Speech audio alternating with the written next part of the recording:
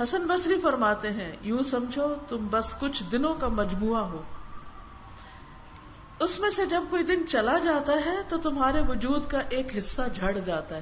یعنی ہر روز تمہارے جسم کا ایک حصہ، جسے ہم ناخن تراشتے ہیں نا، تو ہر روز ایک چھلکا اترتا جا رہا ہے، اترتا جا رہا ہے، اترتا جا رہا ہے، اور ایک دن سارا ہی ختم ہو جائے گا.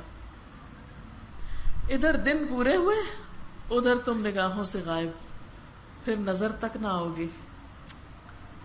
ایسا ہوتا ہے نا، جن جن لوگوں کے یہ سب چیزیں پوری ہو گئی وہ چلے گئے، نگاہوں سے غائب ہو گئے. حسن بصری فرماتے ہیں آدم کے بچے تم دو سواریوں پہ چلے جا رہے ہو، ایک سواری تم کو اتارتی ہے تو دوسری اٹھا لیتی. دن ختم ہوتا ہے کہ رات آ جاتی، دونوں تم کو باری باری اٹھاتے ہیں اور بھاگے چلے جا رہے ہیں. ایک سے اترتے ہو دوسرے پہ چڑھتے ہو. جیسے آپ لوگ مثلا بس پہ جاتے ہیں لاہور، پھر اس سے اتر کے کس پہ چلے جاتے ہیں، گاڑی یا رکشے میں بیٹھ جاتے ہیں. ٹھیک ہے، پھر واپسی پہ اسی طرح ہوتا ہے، گاڑی رکشے سے اتر کے ڈیبو پہ بیٹھتے ہیں، پھر وہ آپ کو آپ کے شہر میں اتار دیتی، پھر وہاں سے آپ دوسرے پہ بیٹھ جاتے ہیں. تو اسی طرح انسان رات گزارتا ہے تو پھر دن ہوتی ہے تو دن پہ چڑھ بیٹھتا ہے، دن کی سواری پہ. پھر شام ہو جاتی ہے تو اس سے اتر کے رات کی سواری پہ بیٹھ جاتا ہے، پھر وہ دوسری پہ، پھر اسی طرح. بس وہ چل سو چل ہے، یہ مقصود ہے، راہ گزر ہے، چلتا ہی جا رہا ہے. دونوں تم کو باری باری اٹھاتے ہیں اور بھاگے چلے جا رہے ہیں. ایک سے اترتے ہو تو دوسری پہ چڑھتے ہو. مزے مزے کی یہ سواری جانتے ہو تم کو کہاں لے کر جائے گی؟ یہ دن اور رات تمہیں کہاں لے جائیں گے؟ یہ تم کو موت کے منہ میں دے کے آئے گی. آدم کے بچے تم سے بڑھ کر خطرات کی جانب بھاگنے والا بھلا کون ہو سکتا ہے؟ تم خود خطرے کی طرف بھاگ رہے ہو. موت کیا ہے؟ خطرہ، ڈینجر، اور تم اسی کی طرف بھاگتے چلے جا رہے ہو. حسن بصری نے یہ بھی فرمایا موت کا پتہ تمہارے ماتھے پہ لکھ دیا گیا ہے، اور یہ ڈاک زمانے کی رفتار سے منزل کی طرف بھاگی چلی جا رہی. یعنی جیسے ایک خط ہوتا ہے، اس کے اوپر ایڈریس لکھا ہوتا ہے، اور اس کا کیا کام ہوتا ہے؟ اس خط کو کیا کریں؟ گھر میں رکھ دیں. آپ جا کے پوسٹ باکس میں ڈال دیتے ہیں، وہاں سے ڈاکیا آتا ہے، وہ نکال لیتا ہے، پھر کیا کرتا ہے؟ پھر لے جاتا ہے، اس نے کہاں جانا ہے اس ڈبے میں ڈال دیتا ہے، پھر وہ اس ٹرین پہ اسے رکھ دیا جاتا ہے یا جہاز پہ، پھر وہ ڈلیوری وہیں جا ہوتی ہے جہاں وہ ایڈریس لکھا ہوتا ہے. اسی طرح ہم سب کیا ہے؟ ڈاک کا ایک خط، اور ہمارے ماتھے پہ کیا لکھا ہوا؟ پتہ لکھا ہوا آخرت کا. تو یہاں سے اٹھا کے وہاں ڈال آئیں گے، یہاں کسی نے بھی نہیں رہنا. داؤد تائی کہتے ہیں یہ رات اور دن اس سفر کی منزلیں ہیں جسے لوگ ایک ایک کر کے اور بھاگم بھاگ طے کرتے ہیں. کچھ پتا نہیں کس کی کب آخری منزل آ جائے. بس اگر تم کر سکو تو ہر مرحلے سے آگے کے لیے کچھ اٹھا لو. ایسا نہ ہو کہ سرے کے پاس پہنچو تو کچھ بھی نہ ہو. معاملہ بہت جلدی کا ہے، کیا معلوم کب منزل آ جائے. سفر کا سامان ہر دم اور پورا تیار رکھو، جتنا ہو سکے اٹھا لو، جتنا زور لگ سکے لگا لو. یاد رکھو منزل جب بھی آئے گی اچانک آئے گی. کئی دفعہ ایسا ہوتا ہے نا، مثلاً آپ نے حج پہ جانا یا عمرے پہ جانا تو آپ کا ویزا نہیں آیا ہوتا، اور آپ کو گھر والے کہتے ہیں کہ سامان بالکل تیار رکھو، جس وقت پاسپورٹ ہاتھ آئے اسی وقت نکلنا پڑے گا. تو آپ کیا اس وقت پیکنگ شروع کرتے ہیں یا کیا کرتے ہیں؟ ہر وقت پیکنگ کر کے رکھتے ہیں، پتہ نہیں کس وقت میسج آ جائے تو فوراً نکلنا پڑے. سلف میں سے کسی بزرگ نے اپنے کسی بھائی کو لکھا، برادر عزیز تمہیں لگتا ہے کہ تم یہاں ٹھہرے ہوئے ہو؟ نہیں، تم تو بھاگے جا رہے ہو، کبھی ایک لمحہ بھی نہیں رکے. تمہیں کھینچ کر لے جایا جا رہا ہے، موت تمہاری طرف بڑھ رہی ہے، دنیا تمہارے پیچھے سمٹ رہی ہے. سارا رول ہوتا جا رہا ہے نا پیچھے پیچھے. جو گزر گئی وہ واپس آنے سے رہی، جو آئے گی وہ ویسے ہی گزر جائے گی جیسے پہلے گزری، اور وہ دن آنے ہی والا ہے جب سودا ہاتھ سے جا چکا ہوگا. بالکل ایسے جیسے کپڑا لپیٹتے ہیں نا، یہ آپ دیکھیں، یا کوئی کاغذ ہوتا ہے تو اب جب لپیٹتے ہیں بالکل زندگی بھی ایسے ہی ہو رہی، لپیٹ کرتے کرتے کرتے کیا ہوگا؟ کرتے جائیں آخر پورا لپٹ جائے گا، ختم. ہماری پچھلی زندگی وہ رول کھول سکتے ہیں پیچھے سے، سارا لپٹا ہوا ساتھ ساتھ.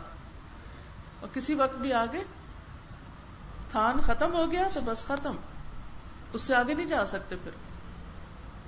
یا اس کو یوں سمجھے کہ جیسے یہ آپ کی زندگی کا آغاز ہوا اس ایج سے اور یہاں تک ہے بس زندگی، اور آپ جا رہے ہیں جا رہے ہیں جا رہے ہیں جا رہے ہیں جا رہے ہیں جا رہے ہیں جا رہے ہیں جا رہے ہیں جا رہے ہیں جا رہے ہیں. تو یہ آ جائے گا ایج، پھر کیا ہوگا؟ اس سے آگے کچھ ہوگا نہیں، بس ڈراپ، ختم ختم.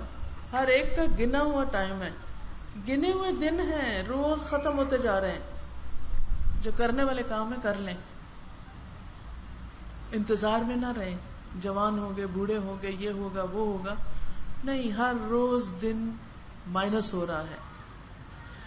برادر عزیز، تمہیں لگتا ہے کہ تم یہاں ٹھہرے ہوئے ہو؟ نہیں، تم تو بھاگے جا رہے ہو، کبھی ایک لمحہ بھی نہیں رکے.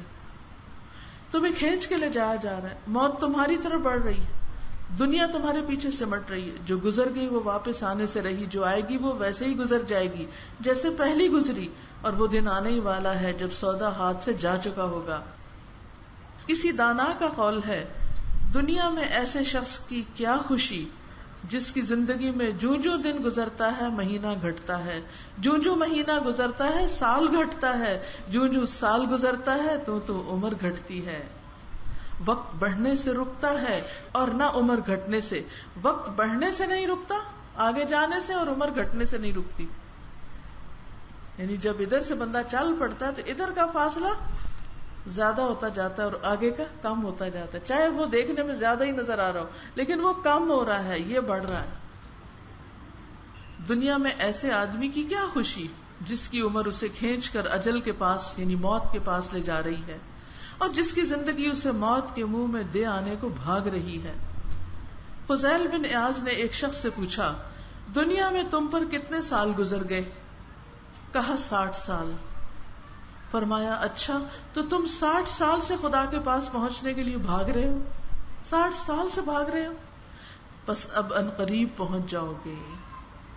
آدمی نے جواباً کہا، ہم ہیں ہی خدا کے اور ہمیں اسی کے پاس لوٹ کر جانا ہے. انا للہ و انا الیہ راجعون. اور فرمایا تم انا للہ و انا الیہ راجعون کہہ رہے ہو، جانتے ہو اس کی تفسیر کیا ہے؟ جو یہ جان گیا کہ وہ خدا کی چیز ہے اور خدا کی بندگی کرنے کو یہاں ہے اور کچھ دیر تک اس کو خدا کے پاس واپس جانا ہے، اسے یاد رکھنا چاہیے کہ ایک لمحہ ایسا آئے گا جب وہ خدا کے پاس تنہا کھڑا ہوگا. میں اکثر یہ امیجن کرتی ہوں کہ چل رہے ہیں، چلتے چلتے چلتے موت کے مرحلے، قبر کے مرحلے، حشر کے مرحلے پار ہوتے ہوتے ہوتے رب العالمین کے سامنے جا کے رکنا ہے اور پھر فیصلہ ہو جانا ہے. کوئی بھی ادھر ادھر نہیں بھاگ کے نکلے گا. الی ربک یومئذ المساق. یاد رکھنا چاہیے ایک ایسا لمحہ آئے گا جب وہ خدا کے پاس تنہا کھڑا ہوگا، جو یہ جانتا ہے کہ اسے اس کے خدا کے سامنے کھڑا ہونا ہے. اسے معلوم ہونا چاہیے کہ وہاں اس سے جواب پرسی ہوگی، پوچھ گچھ ہوگی. آپ دیکھیں کہ مثلاً آپ کے شوہر آپ کو کچھ پیسے دیتے ہیں، پھر آپ سے اگر وہ پوچھ لیں کہاں خرچ کیے تھے تو کیسا لگتا ہے؟ حساب دینا آسان ہوتا ہے؟ بعض اوقات ایسا ہوتا ہے نا، گھر میں کچھ فالتو چیزیں ہوتی ہیں، آپ اٹھا کے دے دیتے ہیں کسی اور ان کے علم میں نہیں ہوتا، تو پوچھتے ہیں یہاں فلاں چیز رکھی تھی وہ کدھر گئی؟ اس وقت آپ کیا کہتے ہیں؟ اگر آپ کہیں میں نے فلاں کو دے دی، امی کو دے دی تھی، بہن کو دے دی، بھائی کے گھر بھجوا دی، تو کیا ہوتا ہے؟ کیا ہوتا ہے؟ لڑائی شروع ہو جاتی ہے. اور اگر آپ جھوٹ بولتے ہیں تو کیا ہوتا ہے؟ نہیں بتاتے تو کیا ہوتا ہے؟ تب بھی خسارہ ہے. تو کسی کو حساب دینا، جواب دینا آسان کام نہیں، بہت سٹریسفل کام ہے، پریشانی والی بات ہے. کہیں بھی کسی کو بھی حساب دینا ہو، کسی کو بھی جواب دینا ہو، جسے معلوم ہے کہ اس سے جواب پرسی ہوگی، اسے جواب تیار رکھنا چاہیے. جب آپ کو پتا ہو کہ مجھ سے پوچھا جائے گا، جیسے امتحان پیپر دینا ہے، پریشانی ہوتی؟ پیپر میں کیا ہوتا ہے؟ ایگزامز میں کیا ہوتا ہے؟ سوال کیے جاتے ہیں نا، جواب مانگے جاتے ہیں کہ نہیں کوئی کچھ اور بھی ہوتا ہے. یہی ہوتا ہے. کبھی ٹینشن ہوئی پیپر کی؟ پریشانی ہوئی؟ چاہے آتا ہو پھر بھی پریشانی ہوتی ہے کہ نہیں؟ ایسے ہی پریشانی ہونی چاہیے اللہ کے پاس جا کے امتحان دینے کی، اور ہر ایک کو وہاں جا کے کھڑے ہونا ہے. آدمی نے عرض کی تو پھر کوئی چارہ ہے؟ کس طرح بچوں؟ فرمایا بہت آسان. پوچھا کیا ہے؟ فرمایا جو رہ گئی اس میں نیکی کرنے میں لگ جاؤ، جو گزر گئی ہے اس کی بھی ساتھ بخشش ہو جائے گی. ہاں اگر تم جو رہ گئی اس کو بھی برائیاں کر کے گزار دیتے ہو تو تم دونوں کا جواب دینے میں پکڑے جاؤ گے، پھر وہ بھی بری اور جو گزر گئی پھر وہ بھی مصیبت، پچھلی بھی اگلی سب مصیبت ہی مصیبت. کسی دانا کا قول ہے ماہ و سال کے سوار کو چلنے کی ضرورت نہیں، اس کی سواری خود چلتی ہے، اس کی منزل آپ سے آپ آتی ہے. یعنی کچھ جگہ پہ جانے کے لیے تو ہمیں اپنے قدم اٹھانے پڑتے ہیں، پیدل جانا پڑتا ہے، کہیں سائیکل چلانی پڑتی ہے، کہیں گاڑی چلانی پڑتی ہے. لیکن آخرت کا سفر ایسا ہے جس میں کچھ نہیں چلانا پڑتا. بریک نہیں لگ سکتی کہ لگا سکتے ہیں؟ روک لیں گاڑی کو، روک سکتے ہیں؟ وقت کو روک لیں، نہیں روک سکتے. زندگی کو روک لیں، نہیں روک سکتے. جو لکھی ہے جہاں لکھی ہے آ کے رہنی. کسی کا یہ بھی قول ہے دن رات کی مسافت عجیب مسافت ہے، فاصلہ، اس کی غایت یعنی منزل موت ہے. یہ ایک ایسا سفر ہے جس میں آدمی چاہے بیٹھا رہے فاصلے خود بھاگتے ہیں، منزلیں خود ہی سر ہو جاتی. ہم بیٹھے رہے کچھ نہ کریں تو بھی زندگی گزرتی جائے گی گزرتی جائے گی. حسن بصری فرماتے ہیں دن اور رات برابر بھاگ رہے ہیں، عمر گھٹاتے جا رہے ہیں اور اجل یعنی موت کو قریب لاتے جا رہے ہیں. تم کہاں کی امید رکھ کر بیٹھے ہو؟ اس دن رات کی دوڑ نے نوح کی عمر کھائی علیہ السلام، عاد اور سمود کو قصہ پارینہ کیا. اس کے بعد نامعلوم اس نے کتنے زمانے دیکھے، آخر سب کے سب پروردگار کے پاس پہنچ کر رہے اور اپنے اعمال کے حوض میں غوطہ زن ہو کر رہے. لوگ مر مر کے جاتے رہے، قومیں گزرتی رہیں، پر اس دن رات کا کچھ بھی نہ بگڑا. یہ جیسے تھے ویسے ہیں. یہ اب بھی ان کو نگل جانے کے لیے ویسے ہی تیار ہیں جو ابھی یہاں بیٹھے ہیں، اور ان کو بھی جو یہاں ابھی آئیں گے. جہاں پہلے گئے وہیں یہ جائیں گے.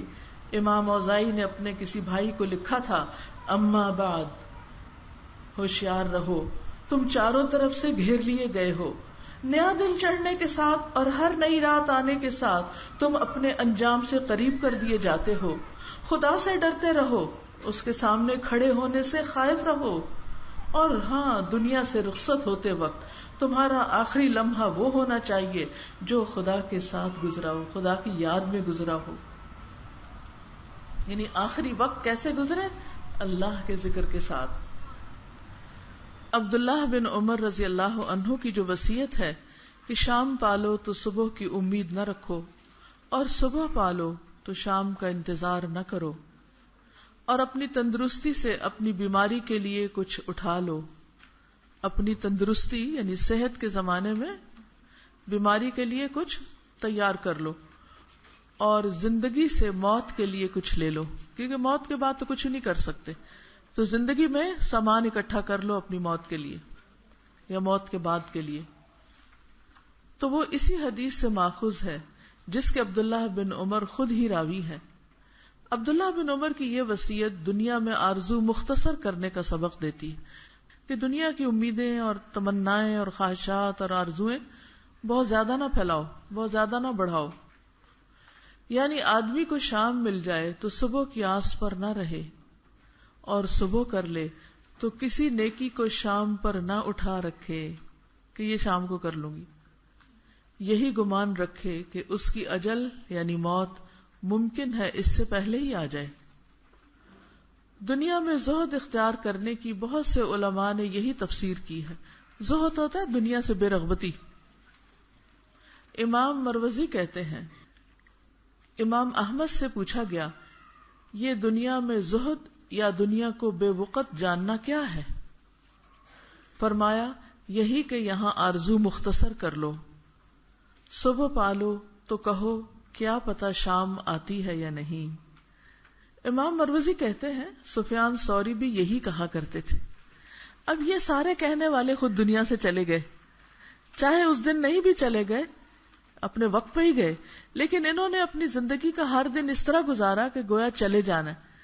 تو جس نے چلے جانا ہوتا ہے وہ اپنا سامان باندھ کے رکھتا ہے, وہ تیاری سے رکھتا ہے, وہ پھر بے فکر ہو کے زندگی نہیں گزار سکتا. امام احمد سے دریافت کیا گیا درازی آرزو یعنی لمبی آرزوؤں سے نجات پانے کے لیے کیا تدبیر ہو, کیا کیا جائے؟ فرمایا ہم نہیں جانتے, یہ تو بس توفیق کی بات ہے کہ جس کو توفیق مل جائے. ایک اور بات یہ کہ اتنے بڑے بڑے امام تھے, لیکن جو بات ان کو نہیں سمجھ آئی انہوں نے کہا ہمیں نہیں معلوم. بعض اوقات ایسا بھی ہوتا ہے نا کہ کوئی بات آپ کسی سے پوچھتے ہیں اور وہ نہیں بتا سکتا, تو قدرتی بات ہے, انسان ہے, سارے بھول بھی جاتے ہیں اور کمی بیشی بھی ہو جاتی. امام حسن بصری فرماتے ہیں 3 عالم کہیں اکٹھے ہوئے, مل بیٹھے. ان میں سے ایک سے پوچھا گیا دنیا میں رہنے کی کتنی آس ہے؟ اس نے جواب دیا جب نیا مہینہ شروع ہوتا ہے تو مجھے لگتا ہے میری موت شاید اسی مہینے میں ہوگی. دوسروں نے کہا یہ تو بڑی آس ہے, یہ تو بڑی لمبی امید ہے تمہاری. پھر دوسرے سے پوچھا گیا, اس نے کہا ہر ہفتے میں سمجھتا ہوں اگلا ہفتہ میں شاید نہ دیکھ پاؤں. کہا گیا یہ بھی بڑی آس ہے. پھر تیسرے سے پوچھا گیا تو وہ کہنے لگا اس آدمی کی آس پوچھتے ہو جس کی جان ہی کسی اور کے ہاتھ میں ہے, جب چاہے نکال لے. ہماری جان ہمارے کنٹرول میں نہیں ہے, ہماری زندگی ہمارے ہاتھ میں نہیں ہے, وہ تو کسی اور کے پاس ہے, جب چاہے بٹن بند کر دے. مثلا بعض اوقات آپ نیا گھر بناتے ہیں تو بجلی نہیں ہوتی آپ کی اپنی نا, تو آپ کیا کرتے ہیں, ہمسایوں سے تار لے لیتے ہیں, پھر جب ان کا دل چاہتا ہے وہ کاٹ دیتے ہیں. اسی طرح لوڈ شیڈنگ ہوتی ہے نا, اس کا کوئی شیڈیول ہے کیونکہ اس کا کنٹرول کس کے پاس ہے, وارڈا کے پاس. تو جب ان کا دل چاہتا ہے بجلی بند کر دیتے ہیں. آپ لاکھ چیختے رہیں نہیں میرا امتحان ہے, میں نے پڑھنا ہے, میں کہاں جاؤں, ابھی بجلی نہیں بند ہونی چاہیے, آج ہماری شادی ہے, آج ہمارے گھر مہمان آ رہے ہیں, گیس نہیں جانی چاہیے. لیکن کیا وہ آ جاتی ہے آپ کے رونے دھونے سے؟ نہ, کیونکہ وہ آپ کے ہاتھ میں نہیں, وہ کسی اور کے ہاتھ میں. تو ہماری جان کا مالک بھی کوئی اور ہے, وہ جب چاہے نکال لے, ہے نا. تو پھر لمبی امیدیں رکھنا, 1 سال بعد یہ کر لوں گا, 2 سال بعد یہ کر لوں گا, ٹھیک ہے آپ نیت رکھیں, لیکن امید نہ رکھیں کہ یہ ضرور کر ہی لیں گے. اللہ توفیق دے گا تو ہوگا. اس لیے کل کی باتیں کرنے کی بجائے جو آج اس وقت جو ہم کر رہے ہیں نا اس کو اچھی طرح کر لیں. مثلا ہم یہ سبق پڑھ رہے ہیں, اس وقت کتاب پڑھ رہے ہیں, اگر آپ کا ابھی بھی دھیان اس میں نہ ہو, کوئی اور باتیں سوچ رہے ہو, وہ جو سوچ رہے ہیں نا گھر جا کے یہ کرنا ہے, فلانی جگہ یہ کرنا ہے, وہ تو پتہ نہیں موقع ملتا ہے کہ نہیں ملتا. لیکن جو اس وقت موقع ملا ہوا ہے, جو اب کرنے کی چیز ہے, اسے تو کر لیں. ہم میں سے اکثریت اس وقت کو جو ان کے ہاتھ میں ہوتا ہے اس کو گنوا دیتے ہیں, اس کا صحیح استعمال نہیں کرتے, جس کے نتیجے میں پھر وہ فائدہ نہیں ہوتا ان کو. بکر مزنی کہتے ہیں تم میں سے جب کوئی رات کو سوئے تو اگر ہو سکے تو وصیت سرہانے رکھ چھوڑے. کیا معلوم رات وہ اہل دنیا میں تھا تو صبح وہ اہل آخرت کے ہاں کرے. اویس رحمت اللہ علیہ کو جب پوچھا جاتا حضرت کیسی گزر رہی, کیا حالات ہیں, تو وہ فرماتے کیسے گزرے گی اس آدمی کی جسے کوئی صبح مل جائے تو شام کی آس نہ ہو, شام پائے تو صبح کا یقین نہ ہو, اور پھر آگے پہنچے تو معلوم نہیں جنت یا جہنم کہاں بھیجا جائے. We are in total darkness, we don't know کہ ہم کہاں جانے والے. پتہ ہے کوئی نہیں پتا نا, تو بیٹھے بیٹھے کپ کپی آ جاتی ہے کہ خدا نہ خواستہ اگر جنت نہ ملی تو کیا بنے گا, کیا بنے گا. دھوپ برداشت نہیں ہوتی ہم سے, گرمی برداشت نہیں ہوتی, بھوک برداشت نہیں ہوتی, کوئی کڑوی چیز اچھی نہیں لگتی, تو جہنم تو ہے ہی تکلیفوں کا گھر. اس سے تو بچنا ہی بچنا ہے. تو ہر اس کام کو چھوڑنے کی فکر کریں جو ادھر لے جانے والا ہے. عون بن عبداللہ فرمایا کرتے تھے جو آدمی کل کو اپنی زندگی میں شمار کرتا ہے وہ بھلا آدمی موت سے واقف ہی نہیں, اس کو پتہ ہی نہیں موت کیا ہے. پھر کتنے ہیں جو دن شروع کر لیتے ہیں مگر پورا نہیں کر پاتے, کتنے ہیں جو کل کی آس پہ رہتے ہیں مگر ان کی کل نہیں آتی. اگر کہیں تم اجل کا روپ جان لو اور کہیں تم یہ دیکھ لو کہ اجل آتی کس طرح ہے, یعنی موت کیسے آتی ہے, تو تم کو آس بہت ہی بری لگنے لگے, اور آس کے فریب میں رہنا اس سے بھی برا. آس یعنی امیدوں اور آرزوؤں میں. عون بن عبداللہ یہ بھی فرمایا کرتے تھے مومن کے حق میں سب سے کارآمد دن وہی ہوتا ہے, یعنی موسٹ پروڈکٹیو کارآمد, جس میں اس نے کچھ کیا. جسے وہ شروع کرے تو سمجھے کہ اس دن کا آخر وہ نہیں دیکھے گا, شام نہیں ہونے پائے گی, اس لیے میں ابھی کر لوں, فوراً کر لوں, جلدی کر لوں, جتنا کر سکتا ہوں کر لوں, آج ہی کا دن ہے. اور یہ احساس جب آپ سفر شروع کرنے لگتے ہیں نا تو بڑی شدت سے ہوتا ہے. اب جس دن ہم نے یہاں آنا تھا تو صبح جب ہم گھر سے نکل رہے تھے تو ہم سارے کام تیز تیز کر رہے تھے, جلدی جلدی جلدی جلدی. کیوں؟ کہ ہم نے جانا ہے, اور ایک ایک چیز سمیٹ رہے تھے. اور جو ایسی چیز تھی کہ جو خراب ہو جائے یا کچھ, وہ دے رہے تھے کسی کو, یہ فلاں کو دے دو, یہ اس کو دے دو, اس کو دے دو, کیونکہ ہم نے جانا ہے تو پیچھے سے یہ چیزیں خراب ہو جائیں گی. عام طور پہ ہم کیا کرتے ہیں, پڑی رہے چیز, اچھا دیکھ لیں گے, ابھی ٹھہر کے, پہلے یہ کام کر لیں, پہلے کچھ اور کر لیں. اور پھر کئی دفعہ چیزیں خراب بھی ہو جاتی ہیں کیونکہ ہماری توجہ ہی نہیں ہوتی ان چیزوں کی طرف. لیکن جب انسان اپنے آپ کو مسافر سمجھتا ہے تو ساری اہم چیزوں کی طرف اس کی توجہ ہو جاتی ہے, اس کی آنکھیں کھل جاتی ہیں کہ نہیں بھائی جانا ہے, جلدی ہے, تھوڑا ہے ٹائم میرے پاس, اسی ٹائم میں کرنا ہے. تو پورا نقطہ نظر ہے, یعنی پرائرٹیز اب پوری چینج ہو جاتی. جب بھی میں اپنی کسی شاگرد کی وفات کی خبر سنتی ہوں تو مجھے بہت تکلیف ہوتی ہے. دعا تو خیر کرتی ہوں, لیکن تکلیف اس بات کی ہوتی ہے کہ اللہ کی ایک نیک بندی دنیا سے چلی گئی جس سے لوگوں کو فیض پہنچ رہا تھا, لوگ فائدہ اٹھا رہے تھے اس سے, وہ کچھ کر رہی تھی, وہ قرآن پڑھی ہوئی تھی, اس نے بھی قرآن پڑھتے ہوئے بڑی بڑی امیدیں لگائی ہوں گی, اس کی آرزویں ہوں گی جیسے سب کی ہوتی ہیں کہ ہم پڑھ لیں تو یہ بھی کریں گے, یہ بھی کریں گے, یہ بھی کریں گے, خواب دیکھتے رہتے ہیں نا, لیکن اس کے خواب پورے نہیں ہو سکے. تو ہمیں نہیں پتا کہ ہم میں سے کون کب چلا جاتا ہے.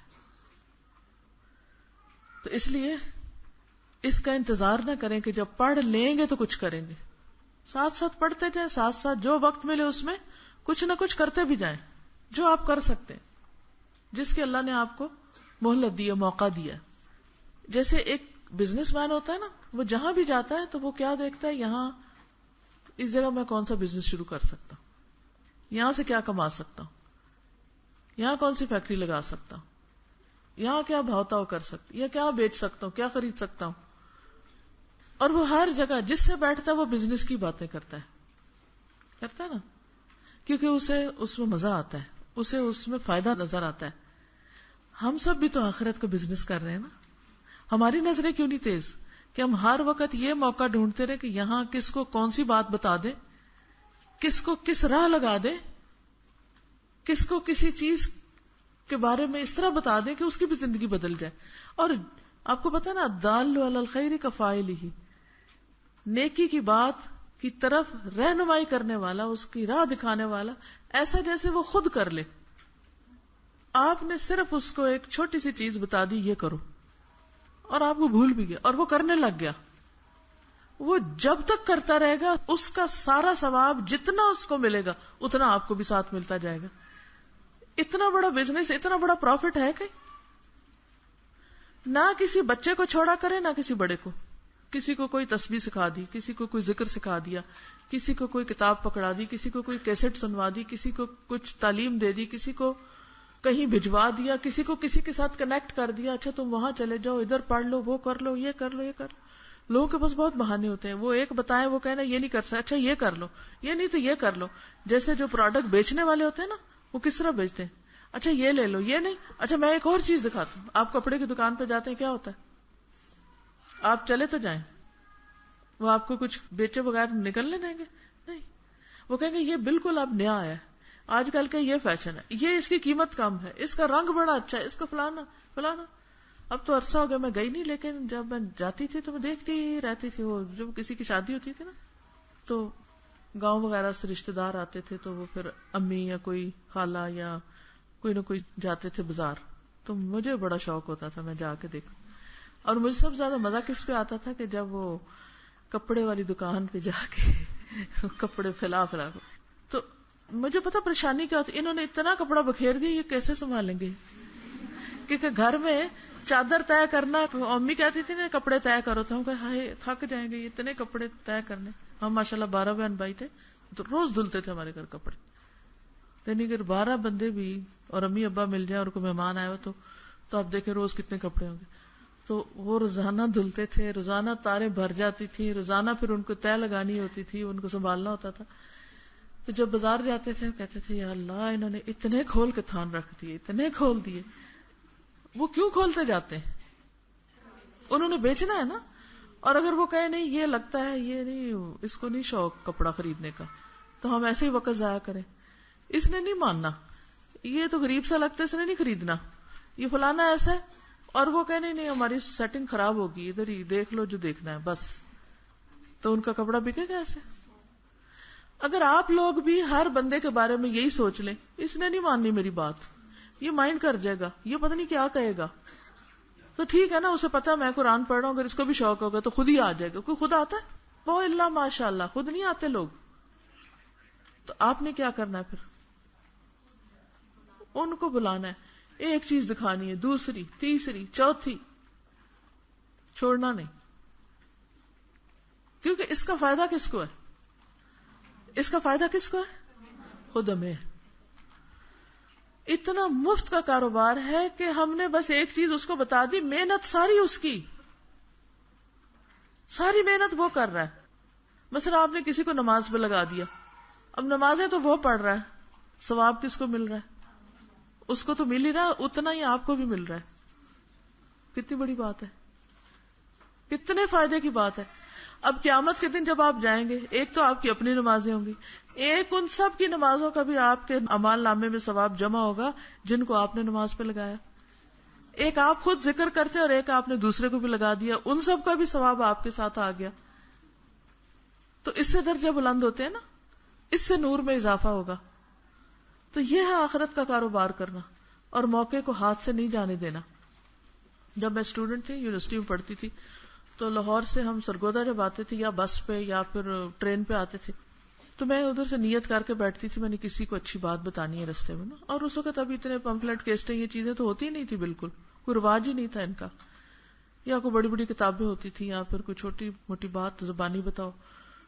تو اب جو ہی میں بیٹھتی ٹرین میں یا بس میں تو میں کہتی یا اللہ اب اس کو میں کیسے بتاؤں، اور میں دعائیں مانگنے لگتی، اس کو میں نے اترنے نہیں دینا جب تک میں اس کو کوئی بات نہ بتا دوں. کل قیامت کے دن یہ مجھے نہ پکڑے کہ اس کو پتا تھا مجھے کوئی نہیں بتا دیا. مسافر کا بھی حق ہے. قرآن میں کیا ہے؟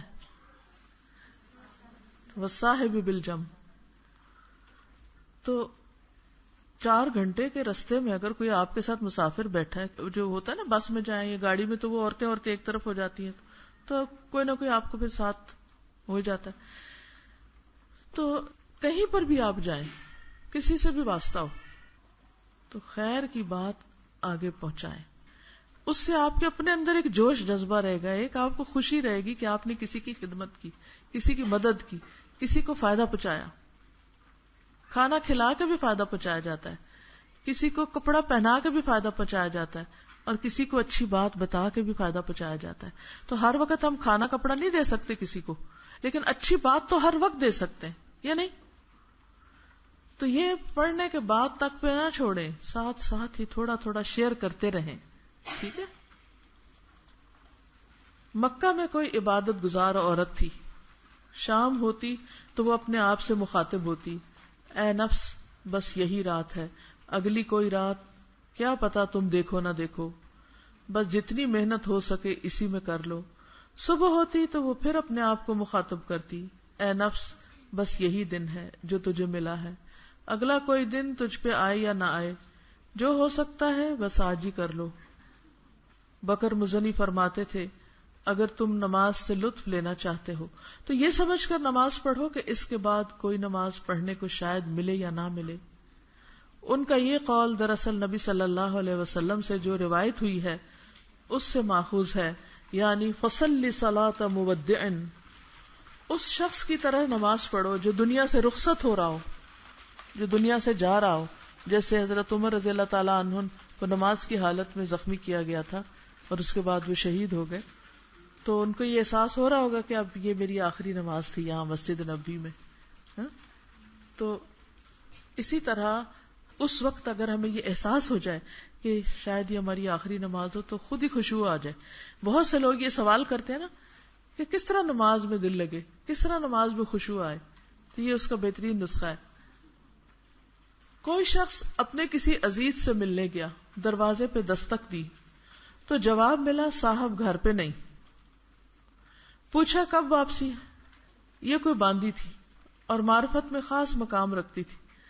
دروازے کی اوٹ سے بولی جس کی جان اس کے اپنے ہاتھ میں نہیں، کون بتائے وہ کب آتا ہے۔ ابو العطاہیہ کے 2 شعر ہیں، یہ عربی کا ایک مشہور شاعر ہے۔ ادھر میں عمر دراز کی آس رکھوں، ادھر معلوم نہیں جس دن کی صبح ملتی ہے اس کی شام بھی اس کے ساتھ میں ملتی ہے یا نہیں۔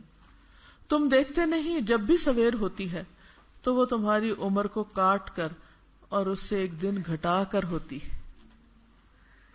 یعنی مثلاً آپ نے آٹا گوندھ کے رکھا ہے نا، تو آپ ایک روٹی بنانے کے لیے تھوڑا سا آٹا پیڑا نکالتے ہیں، پھر دوسرا، پھر تیسرا، پھر چوتھا، کرتے کرتے کیا ہوتا ہے، سارا آٹا ختم۔ تو سمجھے وہ آٹے کی سانک جس کو کہتے ہیں، یا اس کی جو پلیٹ ہے جس میں رکھا ہوا آپ نے، یہ آپ کی زندگی ہے۔ اور ہر روز جب صبح ہوتی ہے تو ایک پیڑا اس میں سے کم ہو چکا ہوتا ہے، ایک پیڑا نکل چکا ہوتا ہے، ایک نکل چکا ہوتا ہے، اور بالآخر وہ خالی ہو جاتی ہے۔ تو ہر صبح ہماری زندگی کا ایک حصہ کم کر دیتی ہے۔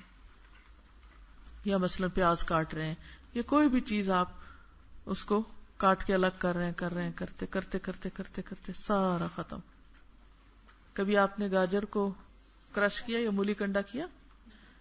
کیا ہوتا ہے، کرتے جاتے ہیں کرتے جاتے ہیں کرتے جاتے ہیں کرتے جاتے ہیں، حتیٰ کہ کبھی جوس بنایا ہوگا، اب ڈالتے ہیں اسے، گرائنڈ کرتے کرتے کرتے کرتے پورا ختم ہو جاتا ہے۔ بس زندگی بھی ایسے ہی ہے کہ ایک کے بعد ایک چیز اترتے اترتے اترتے اترتے گھل جاتی، ختم ہو جاتی۔ کبھی ٹافی کھائی ہے؟ کیسے ہوتا ہے آخر میں؟ گھل جاتی۔ بس زندگی بھی اسی طرح گھل رہی ہے اور آخر ختم ہو جانی ہے۔ یہ عمل رک نہیں سکتا۔ ٹافی تو آپ روک بھی سکتے ہیں، نکال کے باہر رکھ دیں، بچی رہے گی، لیکن زندگی کو آپ نکال کے باہر نہیں رکھ سکتے کہ وہ بچ جائے یا رک جائے۔ ابو العطاہیہ کا یہ دوسرا شعر دراصل ابو الدرداء رضی اللہ عنہ اور حسن بصری کے اس قول سے ماخوذ ہے، ابن آدم جب سے تم ماں کے پیٹ سے نکلے ہو تب سے تم اپنی عمر کی عمارت ایک ایک اینٹ کر کے گرا رہے ہو۔ یعنی عمر ایک بلڈنگ کی طرح ہے جس سے ہر روز ایک اینٹ اٹھا کے باہر پھینک دی جائے، کرتے کرتے کرتے کرتے سب ختم ہو جائے گی۔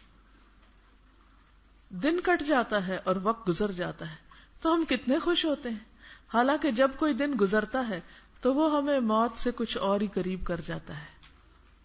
موت کے دستک دینے سے پہلے اپنی اس جان کے لیے بھی کچھ کر لو، اور وہاں کے لیے کچھ مشقت یہاں کر جاؤ۔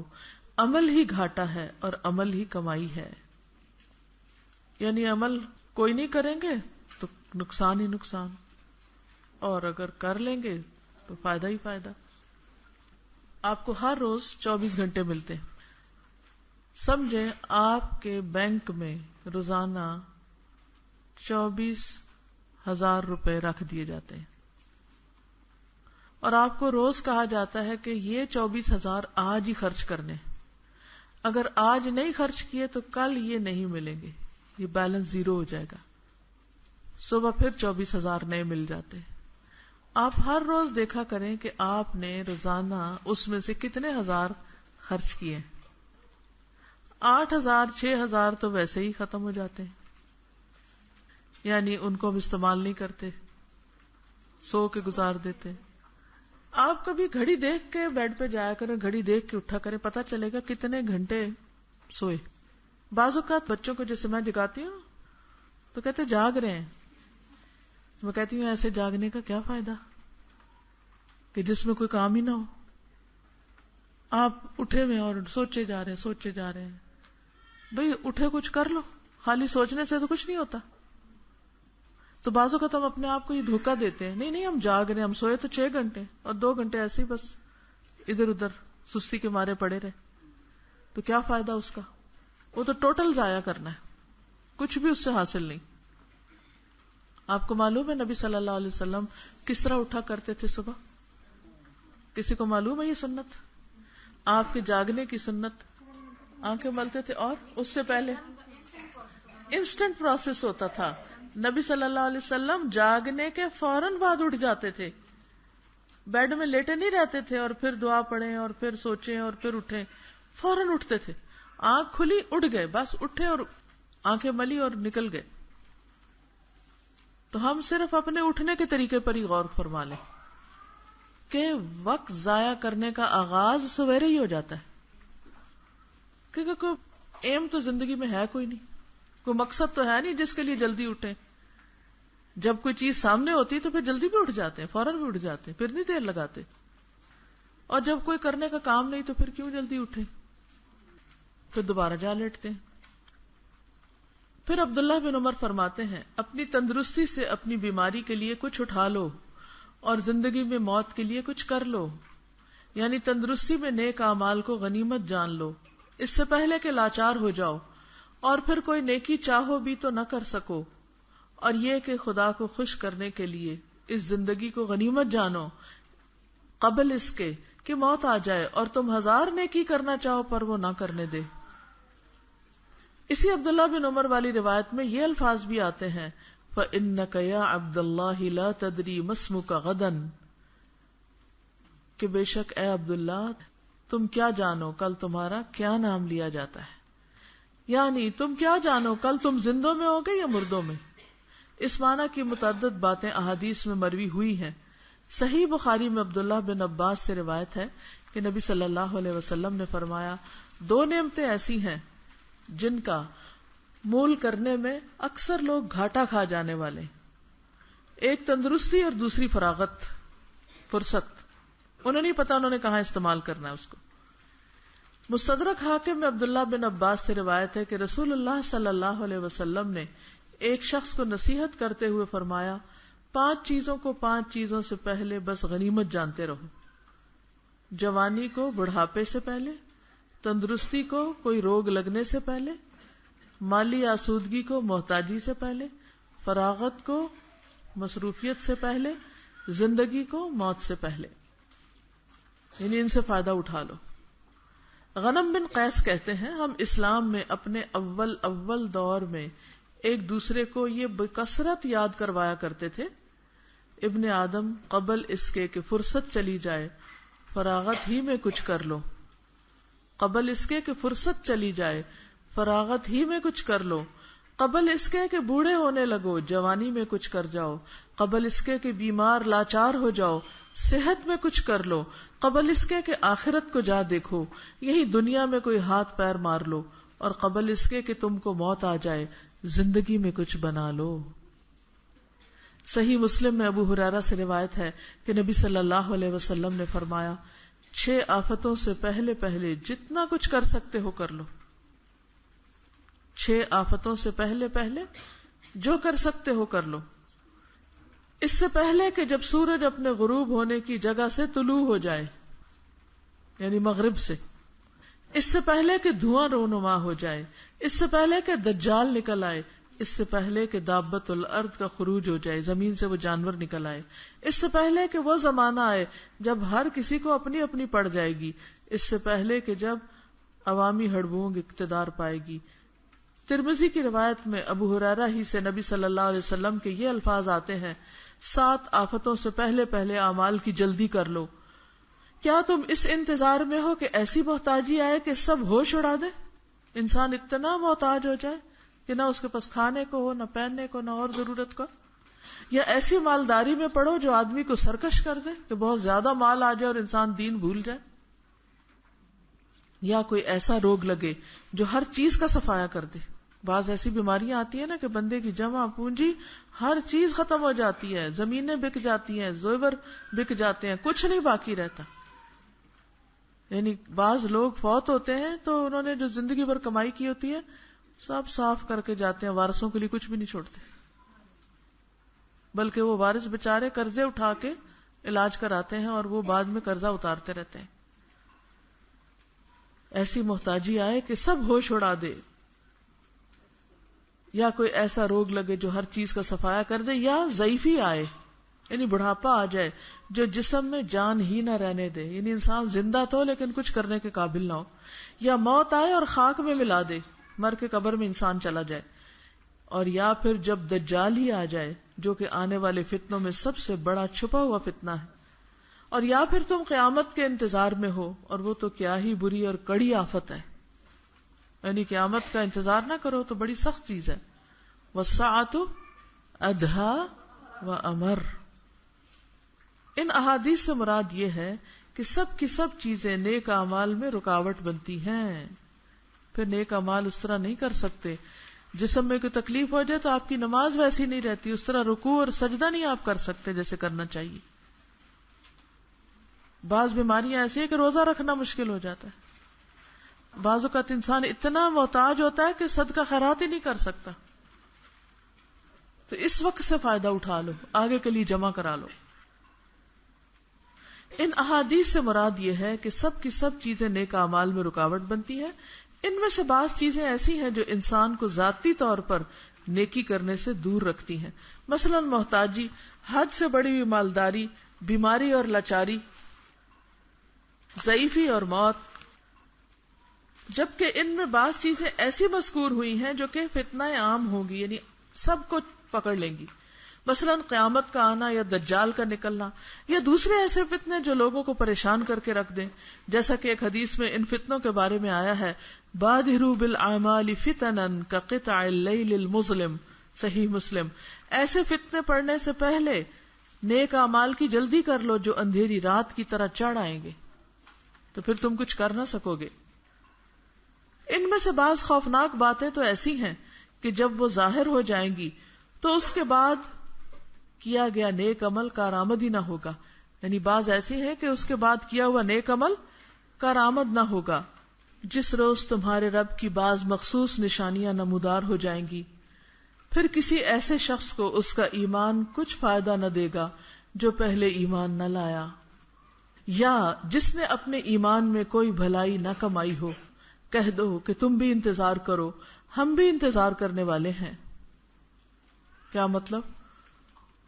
کہ یہ نشانیاں جو قیامت کی نشانیاں ہیں جب سامنے آ جائیں گی تو پھر ایمان لانا اور نیک عمل کرنا فائدہ نہ دے گا. صحیحین میں ابو ہریرہ سے روایت ہے کہ نبی صلی اللہ علیہ وسلم نے فرمایا، قیامت نہ آئے گی جب تک سورج اپنے مغرب سے طلوع نہ ہو جائے.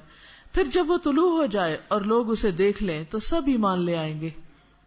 بس یہ وہ وقت ہوگا جو اس سے پہلے مومن نہیں ہوا یا ایمان میں کوئی نیکی نہ کر پایا، اس کا بھی ایمان لانا کوئی فائدہ نہ دے گا. صحیح مسلم میں ہے کہ نبی صلی اللہ علیہ وسلم نے فرمایا، 3 باتیں جب ہو جائیں پھر جو کوئی نفس اس سے پہلے مومن نہ تھا یا ایمان میں کوئی نیک کمائی نہ کر پایا، اس میں اب ایمان کا آنا اس کو کوئی فائدہ نہ دے گا. سورج کا اپنے غروب کی جگہ سے طلوع ہونا، دجال اور دابت الارض. اسی میں آپ صلی اللہ علیہ وسلم سے یہ روایت بھی آتی ہے، جو شخص سورج کے مغرب سے چڑھ آنے سے پہلے تائب ہو جائے اللہ تعالیٰ اس کی طرف رجوع فرما لے گا، یعنی اللہ تعالیٰ اس کو معاف کر دے گا. صحیح مسلم میں ہے کہ ابو موسیٰ الاشعری نبی صلی اللہ علیہ وسلم سے روایت کرتے ہیں، فرمایا اللہ تعالیٰ رات کو اپنا ہاتھ بڑھاتا ہے کہ دن کا خطا کار توبہ کر لے، دن کو اپنا ہاتھ بڑھاتا ہے تاکہ رات کا خطا کار توبہ کر لے، یہاں تک کہ سورج اپنے غروب کی جگہ سے طلوع ہو جائے. یعنی دن رات اللہ تعالیٰ توبہ قبول کر رہے ہیں، ابھی وقت ہے کہ ہم توبہ کر لیں، اپنے پچھلے سارے گناہ معاف کرا لیں. اور اس میں یہ انتظار نہ کریں اچھا حج پہ جائیں گے یا بوڑھے ہوں گے تو پھر کٹھے ہی توبہ کریں گے. امام احمد، نسائی، ترمذی اور ابن ماجہ صفوان بن اسال سے نبی صلی اللہ علیہ وسلم کی حدیث روایت کرتے ہیں، سورج کے غروب ہونے کی سمت اللہ تعالیٰ نے توبہ کا دروازہ کھول رکھا ہے، جس کے درمیان فاصلہ 70 سال کی مسافت ہے. یہ کبھی بند نہ ہوگا یہاں تک کہ سورج وہاں سے طلوع ہو جائے. تو جب وہ طلوع ہو جائے گا تو وہ توبہ کا دروازہ بند ہو جائے گا. مسند احمد میں عبد الرحمن بن عوف اور عبداللہ بن عمر اور معاویہ رضی اللہ عنہم سے روایت آتی ہے کہ نبی صلی اللہ علیہ وسلم نے فرمایا، توبہ تب تک قبول ہوتی رہے گی جب تک سورج اپنے غروب کی جگہ سے طلوع نہ ہو جائے. پھر جب سورج وہاں سے چڑھ آئے تب جس دل میں جو ہے بس اسی کے ساتھ وہ سر بمہر کر دیا جائے گا، سیل کر دیا جائے گا، اور لوگ عمل سے مستغنی کر دیے جائیں گے. یعنی سب کے دلوں کو وہیں بند کر دیا جائے گا، اب کوئی توبہ نہیں.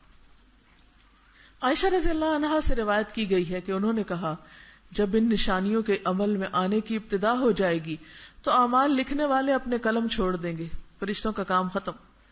نگران فرشتے نگرانی سے سبکدوش کر دیے جائیں گے، ڈیوٹی سے واپس، اور اجساد ہی اعمال کی شہادت دیں گے، یعنی جسم ہی بولیں گے. عائشہ رضی اللہ تعالی عنہا کا یہ قول ابن جریر طبری نے نقل کیا ہے.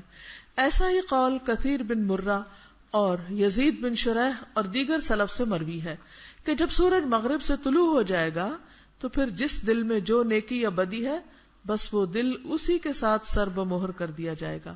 نگران فرشتے اعمال پیش کر دیں گے اور فرشتوں کو کہہ دیا جائے گا کہ اب اعمال لکھنا موقوف کر دیں، یعنی بند کر دیں. اور ویسے یہ عمل کب ہوتا ہے؟ جب انسان کی موت آتی ہے نا، اور اس کو فرشتے نظر آ جاتے ہیں دوسرے، تو ان فرشتوں کے قلم رکھ دیے جاتے ہیں اور انسان کے دل میں جو کیفیت ہوتی ہے اسی کو بند کر دیا جاتا ہے. بے-چینی ہو اور انسان کے اندر کفر ہو، شرک ہو، منافقت ہو، کچھ ہو، اب وہ دل بس سیل ہو گیا. اب اسی کے ساتھ انسان مرے گا، اسی کے ساتھ اٹھے گا، اسی کے ساتھ قبر میں ہوگا، اسی کے ساتھ حشر میں ہوگا.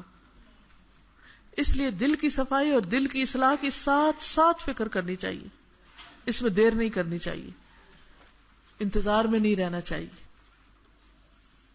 سفیان ثوری کہتے ہیں، جب سورج مغرب سے طلوع ہو جائے تو فرشتے اپنے پرچے لپیٹ لیں گے اور اپنے قلم رکھ دیں گے.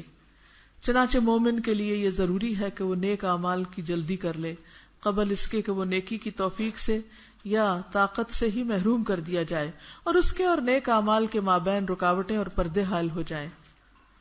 ابو حازم کہا کرتے تھے، آخرت کی خریداری عنقریب سست پڑ جانے والی ہے. ہو سکتا ہے پھر وہ وقت آئے کہ اس بازار میں تھوڑا نہ بہت کچھ پایا ہی نہ جائے. جب انسان پر وہ وقت آتا ہے کہ انسان نیک عمل پر قدرت پانے سے ہی محروم کر دیا جاتا ہے، تب صرف حسرت اور افسوس رہ جاتا ہے. پھر وہ کتنی آرزو کرتا ہے کہ وہ وقت دوبارہ آ جائے جب وہ نیکی کرنے پہ قدرت رکھتا تھا، مگر یہ آرزو اپنے پروردگار کی طرف اور اس کے مطیع فرمان ہو جاؤ قبل اس کے کہ تم پر عذاب آ جائے اور پھر کہیں سے تمہیں مدد نہ مل سکے، اور پیروی اختیار کر لو اپنے رب کی اتاری ہوئی کتاب کے بہترین پہلو کی قبل اس کے کہ تم پر اچانک عذاب آئے اور خبر بھی نہ ہو.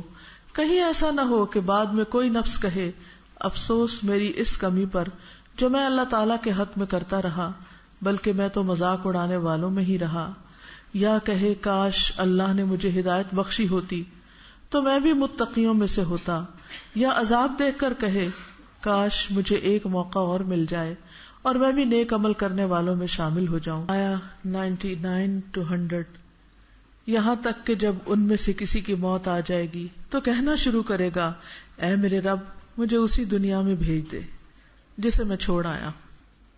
یعنی اس دنیا میں جو ہم رہ رہے ہیں، جب انسان اس سے چلا جائے گا تو کیا چاہے گا؟ واپس آؤں اور کچھ کر لوں. اور آج ہم ہیں اور کچھ نہیں کر رہے. کس قدر غفلت کی بات ہے. آج کے وقت کو فضول اور معمولی چیزوں میں ضائع کر رہے ہیں. امید ہے کہ اب میں نیک عمل کروں گا اس میں جو پیچھے چھوڑ آیا، ہرگز نہیں. یہ تو بس ایک بات ہے جو وہ کہہ رہا ہے. اب ان سب مرنے والوں کے پیچھے ایک برزخ حائل ہے، دوبارہ اٹھائے جانے کے دن تک. منافقون آیت 10 اور 11. کچھ خرچ کر لو خدا کی راہ میں اس میں سے جو ہم نے تمہیں بخش رکھا ہے. یعنی جو کچھ بھی انسان کو ملا ہے، مال ہو، اولاد ہو، ذہنی طاقت ہو، علم ہو، کوئی بھی طاقت ہو. قبل اس کے کہ تم میں سے کسی کی موت کا وقت آ جائے اور اس وقت وہ کہے کہ اے میرے رب، کیوں نہ تو نے مجھے تھوڑی سی مہلت اور دے دی کہ میں صدقہ دیتا اور صالح لوگوں میں شامل ہو جاتا. حالانکہ جب کسی کی مہلت پوری ہونے کا وقت آ جاتا ہے تو اللہ اس کو مزید کوئی مہلت ہرگز نہیں دیتا، اور اللہ خوب جاننے والا ہے جو تم عمل کرتے ہو. یعنی جب موت کا وقت آ گیا تو پھر تو جانا ہی جانا ہے، پھر آگے تو ایکسٹینشن نہیں ملے گی. تو ابھی جو ٹائم ہے اس کو ہم ایسے کھڑے ہو کر بیٹھ کر ادھر ادھر وقت ضائع کر کے کیوں گزار دیں؟ جیسا کہ پہلے میں نے ذکر کیا کہ ہمیں انتظار کے اوقات استعمال کرنے نہیں آتے، اور ہم صرف یہ سوچے بیٹھے رہے کہ لوگ کیا کہیں گے. کیا کل قیامت کے دن لوگ ہمارے کام آئیں گے؟ نہیں، تو ان سے کیا ڈرنا. ترمذی میں ابو ہریرہ سے مرفوع روایت آتی ہے کہ نبی صلی اللہ علیہ وسلم نے فرمایا، جو بھی یہاں سے مر کر جاتا ہے وہ نادم ضرور ہوتا ہے. جو بھی مر کے دنیا سے جاتا ہے اس کو ضرور ریگریٹس ہوتے ہیں، ضرور ندامت اور پشیمانی ہوتی ہے کہ ہائے میں وقت ضائع کر کے آ گیا.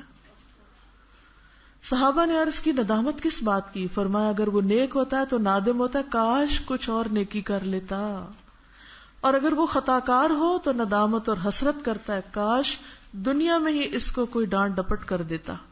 آج تو کسی کی ڈانٹ ڈپٹ ہمیں بہت بری لگتی ہے، لیکن اس وقت انسان کہے گا کاش کوئی مجھے ڈانٹ ہی دیتا، کاش مجھے کوئی سختی سے ہی بتا دیتا کہ میں باز آ جاتا، مجھے کیوں نہ بتایا. یاد ہے بچپن میں ایک کہانی پڑھی تھی ہم نے کہ ایک بچہ جو چور بن گیا، اس نے آ کے اپنی ماں کا کان کاٹ لیا.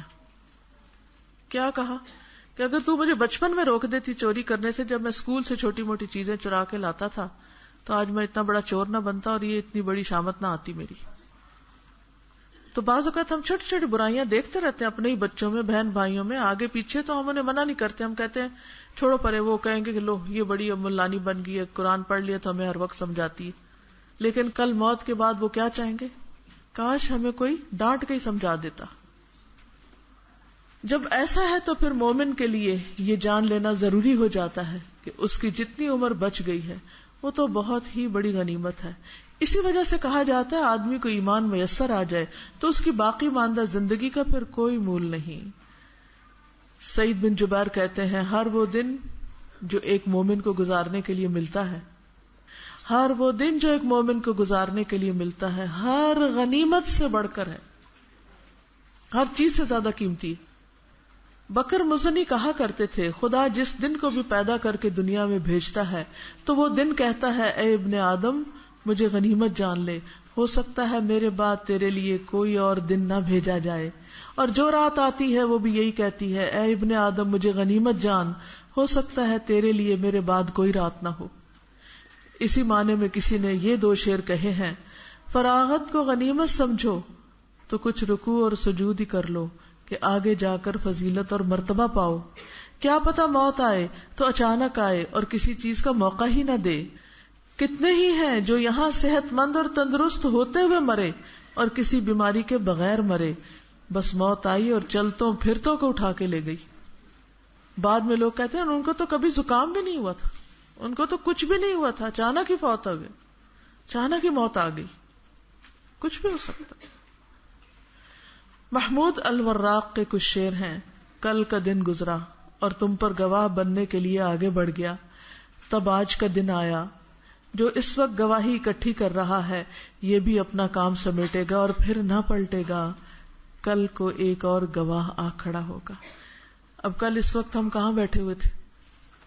ہال میں بیٹھے ہوئے تھے. کیا وہ دن کسی بھی قیمت پہ ہم واپس لا سکتے ہیں؟ وہ سارا سین، وہ سارا موقع، وہ سارے لوگ اور وہ سارا انتظام کسی قیمت پہ نہیں. اگر آپ دوبارہ کریں گے تو وہ ایک نیا موقع ہوگا، پچھلا نہیں ہوگا. پچھلا تو گیا، اس میں جس نے جو کمایا جو حاصل کیا بس کر گیا، اور جو نہیں پہنچا وہ رہ گیا، اس نے چانس کھو دیا. آج اس وقت بھی ہم جو کچھ کر رہے ہیں یہ آج ہی کا دن ہے. ہم سب اپنے اپنے گھروں سے شہروں سے اکٹھے ہو کے یہاں آ کے بیٹھے. یہ دن پھر نہیں آئے گا، یہ ایک ہی دفعہ آیا ہے، تو اس سے بھی پورا فائدہ اٹھا لینا چاہیے. اور ایسے دن جب آئیں، ایسے موقع جب آئیں، دنیا کے سارے کام کاج آگے پیچھے کر لیں اور علم کی مجلسوں سے فائدہ اٹھائیں، کہ کوئی پتہ نہیں اس کے بعد ایسا کوئی موقع آتا ہے کہ نہیں آتا. تو اس لیے ان ساری نعمتوں کی قدردانی کرنی چاہیے، اس پر اللہ کا شکر ادا کرنا چاہیے کہ ہمیں زندگی کے لیے کوئی راہیں مل جائے، کچھ کرنے کا موقع مل جائے، ہمارا شعور بیدار ہو جائے اور ہم پہلے سے بہتر انسان بنے. ورنہ تو کیا فائدہ یہ سب کچھ کرنے کا، جان مال لگانے کا کیا فائدہ اگر ہم نے امپروو نہ کرنا ہو تو. دیکھو اگر کل تم سے کوئی برائی ہوئی تھی، یعنی کوئی کمی ہو گئی، کوتاہی ہو گئی، برائی ہو گئی، تو آج کے گواہ کے پاس اپنی نیکی اور احسان مندی کی شہادت روانہ کر دو. یعنی آج کے دن میں کچھ کر کے کل کا بھی کفارہ کر لو. اب بھی موقع ہے کہ نیکوکاروں میں نام لکھوا لو. یہ دن جو گزر رہا ہے لوٹ کر نہیں آئے گا، البتہ اس میں جو تم بھیج رہے ہو وہ لوٹ کر آنے والا ہے، کل قیامت کے دن واپس ملے گا. سو اگر کوئی اچھائی کر لو تو وہ کہیں جانے والی نہیں. کبھی کسی نیکی کو کل پر مت چھوڑو. تم جس کل کا انتظار کر رہے ہو ممکن ہے وہ کل تو آئے مگر اس کل میں تم نہ پائے جاؤ. ہو سکتا ہے ایسی کوئی مجلس پھر کبھی بھی لگے لیکن ہم یہاں نہ ہو، ہم اس میں نہ آ سکیں. تو اللہ تعالیٰ سے دعا ہے کہ ہم اپنی زندگی سے صحیح معنوں میں فائدہ اٹھائیں اور وہ کام دنیا سے کر جائیں کہ جس سے وہ ہم سے راضی ہو جائے. وآخر دعوانا ان الحمد للہ رب العالمین.